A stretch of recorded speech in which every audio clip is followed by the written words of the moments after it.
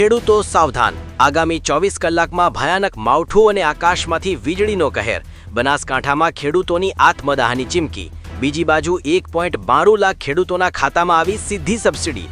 શું મહારાષ્ટ્રની જેમ હવે ગુજરાતમાં પણ થશે સંપૂર્ણ દેવામાફી અને ઊંઝા માર્કેટિંગ યાર્ડમાં લાગ્યા તાળા? નમસ્કાર ખેડૂત મિત્રો, ટોટલ કિસાન ખબરમાં તમારું હાર્દિક સ્વાગત છે.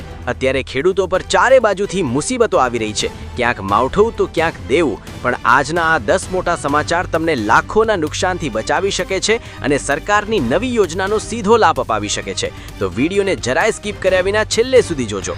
અત્યારે જ વિડીયોને એક લાઇક કરી દો, આપણી ચેનલને ફટાફટ સબસ્ક્રાઇબ કરી લો અને કમેન્ટમાં તમારા ગામનું નામ ચોક્કસ લખજો, જેથી મને ખબર પડે કે કયા ગામના ખેડૂતો સૌથી વધુ જાગૃત છે. ચાલો જરાય સમય બગાડ્યા વિના શરૂ કરીએ આજના સૌથી મોટા અને ચોંકાવનારા સમાચાર. શું તમારો તૈયાર પાક ખેતરમાં ખુલ્લો પડ્યો છે? તો આ સમાચાર સાંભળીને તમે ખેતરે દોડવા મજબૂર થઈ જશો. હવામાન વિભાગ અને ગુજરાતના જાણીતા હવામાન નિષ્ણાતો પરેશ ગોસ્વામી અને અંબાલાલ પટેલે ખેડૂતો માટે ભયાનક ચેતવણી આપી છે.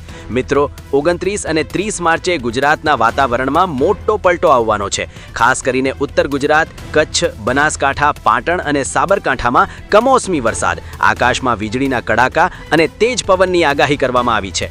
આ કોઈ સામાન્ય છાંટા નહીં હોય, 10 થી 20 મિલીમીટર જેટલો વરસાદ પડી શકે છે. અત્યારે ખેતરોમાં જીરું, મગફળી, ચણા અને રાયડાનો ઊભો પાક છે. આ માવઠું ખેડૂતોના મોઢે આવેલો કોળિયો ઝૂંટવી લેશે. મારી તમને 2 હાથ જોડીને વિનંતી છે કે પાકને તાડપત્રીથી ઢાંકી રાખો, ખેતરમાં પાણી ભરાવા દેશો નહીં અને ખાસ કરીને વીજળી ચમકતી હોય ત્યારે ખેતરમાં કે ઝાડ નીચે ઊભા ન રહેતા. જરા પણ આળસ કર્યા વિના આજે જ પાકનું રક્ષણ કરી લેજો. હવામાન તો રડાવી જ રહ્યું છે, પણ માવઠાનો સૌથી મોટો માર અમરેલીમાં પડ્યો છે અને સરકારનું પેકેજ પણ ખેડૂતોને મંજૂર નથી. તાજેતરમાં આવેલા માવઠાએ અમરેલી જિલ્લામાં ડુંગળી અને તલના પાકનો સોથ વાળી દીધો છે. હજારો ખેડૂતોની મહિનાઓની મહેનત જમીનદોસ્ત થઈ ગઈ છે. ખેડૂતોનો રોષ જોતા સરકારે 124 કરોડ રૂપિયાનું રાહત પેકેજ તો જાહેર કર્યું છે, પણ ખેડૂતો હજુ ચિંતિત છે. ખેડૂતોનું કહેવું છે કે નુકસાનીના પ્રમાણમાં આ 124 કરોડ રૂપિયા સાવ ઊંટના મોઢામાં જીરું સમાન છે. અમરેલી સહિત આખા સૌરાષ્ટ્રમાં ખેડૂતોની માંગ છે કે સરકારે વહેલી તકે રાહત પેકેજ અને સંપૂર્ણ લોન માફી આપવી જોઈએ. ખેડૂતો કહે છે કે વારંવારના નુકસાનથી અમે ત્રાહીમામ પોકારી ગયા છીએ. હવે જીવવા કરતાં મરવું સહેલું લાગે છે. સરકારે આ ધમકીને ગંભીરતાથી લઈને તાત્કાલિક પેકેજ જાહેર કરવાનું વચન આપ્યું છે. ચાલો મિત્રો, ટેન્શનવાળા સમાચાર પછી હવે તમારા સીધા ફાયદા અને ખાતામાં પૈસા આવવાની વાત કરીએ. જો તમારે ટ્રેક્ટર લેવું છે કે તારની વાડ કરવી છે તો આ તક ચૂકતા નહીં. ગુજરાત સરકારનું આઈ ખેડૂત પોર્ટલ 27 માર્ચથી 1 મહિના માટે ખુલ્લું મૂકવામાં આવ્યું છે. આ કોઈ નાની બાબત નથી મિત્રો. ટ્રેક્ટર ખરીદવું હોય, સ્માર્ટફોન લેવું હોય, ખેતર ખર્ચે કાંટાળી તારની વાડ કરવી હોય, સોલાર પાવર યુનિટ નાખવું હોય કે ડ્રીપ ઇરિગેશન કરવું હોય, કુલ 148 જેટલા ઘટકો હેઠળ સરકાર ઓનલાઈન અરજીઓ મંગાવી રહી છે. અરજી મંજૂર થતાં જ સબસિડીના પૈસા સીધા તમારા બેંક ખાતામાં જમા થશે. અત્યાર સુધીમાં 1.92 લાખ ખેડૂતોને મંજૂરી મળી પણ ગઈ છે. આ યોજનાથી તમને ખર્ચમાં 40 થી 60% સુધીની માતબ્બર સહાય મળશે. કૃષિ વિભાગે ચોખ્ખું કીધું છે કે વચ્ચે કોઈ એજન્ટ કે દલાલની જરૂર નથી. ગ્રામ પંચાયતમાં જઈને 7/12નો ઉતારો, આધાર કાર્ડ અને બેંકની પાસબુક લઈને આજે જ અરજી કરી દેજો. પૈસાની વાત તો થઈ, હવે ખેતરમાં પાકને બચાવવા માટે પાણીની મોટી જાહેરાત સાંભળી લો. સરકારે રવિ અને ઉનાળુ પાક લેતા ખેડૂતોને મોટી ભેટ આપી છે. 28 માર્ચથી કેનાલના પાણીની સપ્લાય હવે 30 એપ્રિલ સુધી લંબાવવામાં આવી છે. આ નિર્ણયથી ઉત્તર ગુજરાત અને સૌરાષ્ટ્રના ખેડૂતોને મોટું જીવદાન મળ્યું છે. હવે તમારે પાણી ખૂટી જવાની ચિંતા કરવાની જરૂર નથી. કેનાલનું પાણી પૂરતા પ્રમાણમાં મળવાથી પાકની વૃદ્ધિ સારી થશે. જો કે સરકાર અને નિષ્ણાતોની સલાહ છે કે માવઠાની આગાહી હોવાથી ખેતરમાં જરૂર પૂરતું જ પાણી આપજો. વધુ પડતું પાણી અને ઉપરથી વરસાદ, આ બે ભેગું થશે તો પાકના મૂળિયા કોહવાઈ જશે. પાણીનો બચાવ કરજો. પાણી તો મળ્યું, પણ શું ખેડૂતોનું દેવું માફ થશે? પડોશી રાજ્ય મહારાષ્ટ્ર સરકારે તો મોટો ધડાકો કરી દીધો છે.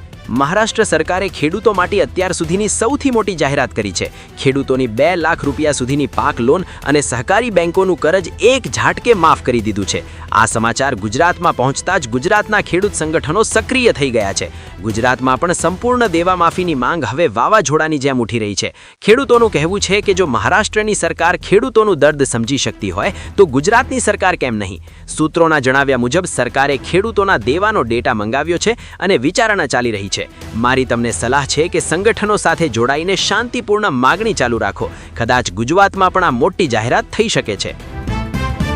સરકાર પાસે ખેડૂતો દેવા માફી માગે છે અને બીજી બાજુ રસ્તા પર ઉતરીને આંદોલન કરી રહ્યા છે. શું ભારત વિદેશીઓના હાથે ખેડૂતોને વેચી રહ્યું છે? વિરમગામ અને ગાંધીનગર સચિવાલયની બહાર હજારો ખેડૂતોએ ઉગ્ર વિરોધ પ્રદર્શન શરૂ કરી દીધું છે. કારણ છે ભારત અને અમેરિકા વચ્ચે થઈ રહેલો નવો વેપાર સોદો. ખેડૂતોને ભય છે કે જો આ ડીલ થશે તો અમેરિકાનું સસ્તું અનાજ અને દૂધ ભારતમાં ઠલવાશે, જેનાથી સ્થાનિક પાકના ભાવ કવડીના મોલ થઈ જશે. ખેડૂતો એક જ માંગ પર અડકશે કે અમને એમએસપીની કાયદેસર ગેરંટી આપો. ખેડૂતો કહે છે કે એમએસપી વગર ખેતી કરવી અસંભવ છે. સરકાર સાથે વાટાઘાટો ચાલી રહી છે, પણ ખેડૂતો સંતુષ્ટ નથી.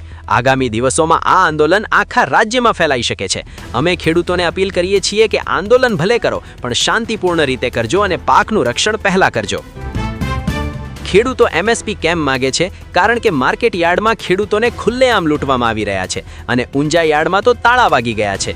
માર્કેટ યાર્ડમાં અત્યારે ખેડૂતોને રડવાનો વારો આવ્યો છે. રાજકોટ અને જેતપુર એપીએમસીમાં મગફળીના ભાવ માત્ર 6000 થી 7300 રૂપિયા પ્રતિ ક્વિન્ટલ જ બોલાઈ રહ્યા છે. આટલા નીચા ભાવે ખેડૂતોનો પડતર ખર્ચ પણ નીકળતો નથી. કપાસ અને જીરું પણ સાવ તળિયે બેસી ગયા છે. ઉપરથી પડ્યા પર પાટું એ છે કે એશિયાનું સૌથી મોટું ઊંઝા માર્કેટિંગ યાર્ડ 1 એપ્રિલ સુધી પૂર્ણપણે બંધ રહેશે. માર્ચ એન્ડિંગના હિસાબોને કારણે યાર્ડ બંધ રહેતા ખેડૂતોનો માલ ઘરે પડ્યો રહ્યો છે. એપીએમસીમાં વેપારીઓનું વર્ચસ્વ એટલું છે કે ખેડૂત લાચાર બની ગયો છે.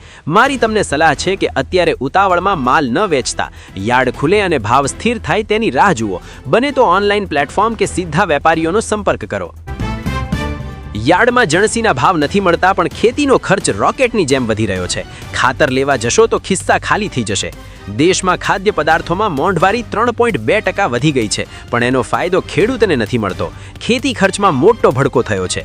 રાસાયણિક ખાતર, ખાસ કરીને એનપીકેની થેલીના ભાવમાં સીધો 130 રૂપિયાનો તોતિંગ વધારો ઝીંકી દેવામાં આવ્યો છે.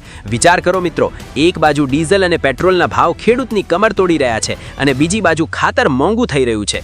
ખેડૂતોની આવક વધવાને બદલે ઘટી રહી છે. ખેડૂતો માંગ કરી રહ્યા છે કે સરકારે ખાતર પરની સબસિડી તાત્કાલિક વધારવી જોઈએ. આ મોંઘવારીથી બચવા માટે હવે ખેડૂતોએ ધીમે ધીમે ગાય આધારિત પ્રાકૃતિક ખેતી તરફ વળવું જ પડશે, તો જ ખર્ચ બચશે. ખેડૂત તો પાયમાલ છે જ, પણ બજારમાં સામાન્ય જનતા અને ગૃહિણીઓ પણ મોંઘવારીથી ત્રસ્ત છે. તાજેતરમાં આવેલા માવઠાએ માત્ર ખેતર જ નહીં, ગૃહિણીઓના રસોડા પણ વેરવિખેર નાખ્યા છે. રાજકોટ, અમદાવાદ અને સૌરાષ્ટ્રના શાકભાજી માર્કેટમાં ડુંગળી, ટામેટા અને બટાકાના ભાવ રાતોરાત 20 થી 30% વધી ગયા છે. હવે તકલીફ ક્યાં છે ખબર છે? ગ્રાહકને મોંઘું મળે છે, પણ ખેડૂતને તો એનો ફાયદો મળતો જ નથી. વચ્ચે ટ્રાન્સપોર્ટેશન અને વચેટિયા બધી મલાઈ ખાઈ જાય છે. ખેડૂત મિત્રો, હવે સમય આવી ગયો છે કે તમે સીધા ગ્રાહક સુધી પહોંચતા શીખો. વચેટિયાઓને ટાળો તો જ તમને સાચો ભાવ મળશે. તો મારા વહાલા ખેડૂત મિત્રો, આ હતા આજના 10 સૌથી મોટા અને ધમાકેદાર સમાચાર. કુદરતના કહેરથી લઈને સરકારની સબસિડી સુધી આપણે બધી વાત કરી. હવે મારો એક સવાલ છે, શું મહારાષ્ટ્રની જેમ ગુજરાતમાં પણ ખેડૂતોની સંપૂર્ણ દેવા માફી થવી જોઈએ? તમારો જવાબ કમેન્ટમાં હા કે નામાં ચોક્કસ લખજો. હું તમારી દરેક કમેન્ટ વાંચું છું. જો તમને આ વિડીયો અને અમારી મહેનત પસંદ આવી હોય તો વિડીયોને એક લાઇક જરૂર કરજો. તમારા વોટ્સએપ ગ્રુપમાં આ વિડીયો શેર કરજો, જેથી બીજા ખેડૂતો પણ માવઠાથી બચી શકે અને સબસિડીનો લાભ લઈ શકે. આવતીકાલે ફરી મળીશું આવા જ સચોટ સમાચાર સાથે. ત્યાં સુધી તમારું અને તમારા પાકનું ધ્યાન રાખજો. હું છું તમારો મિત્ર. રજા લઉં છું. રામ રામ. જય જવાન, જય કિસાન.